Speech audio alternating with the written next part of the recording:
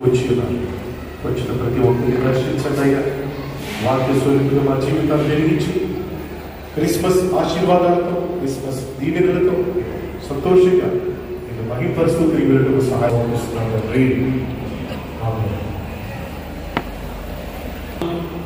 వచ్చే జీతంతో మా కుటుంబాన్ని పోషించుకోగలమా?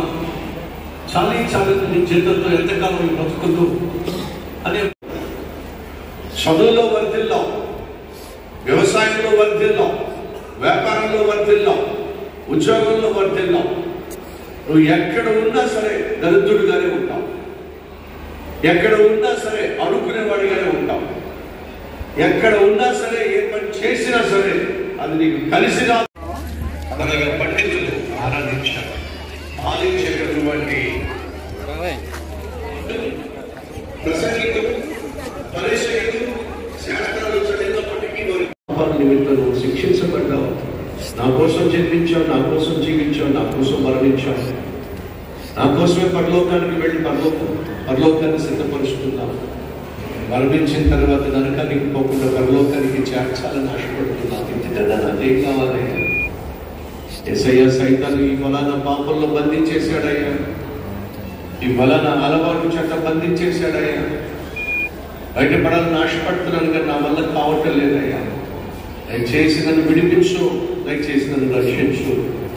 ఈ రోజే నా జీవితాన్ని అంకితం చేయాలని ఆశపడుతున్నానయ్యా. నువ్వు ఉన్నట్లయితే మీ హస్తాన్ని చూపిస్తాను.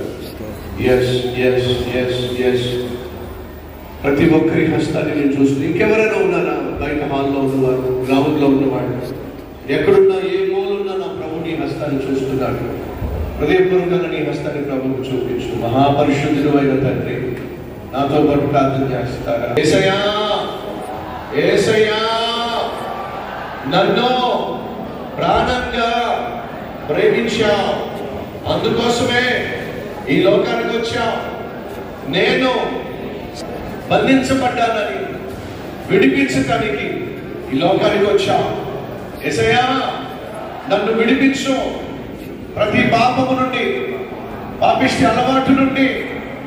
పరలోకములో నీతో పాటు జీవించే భాగ్యాన్ని ప్రసాదించుమని ఏకొట్టున్నావు తండ్రి. ఆమేన్. నీ ప్రార్థన దేవుడు అంగీకరించాడు. నమ్మినట్లయితే గట్టిగా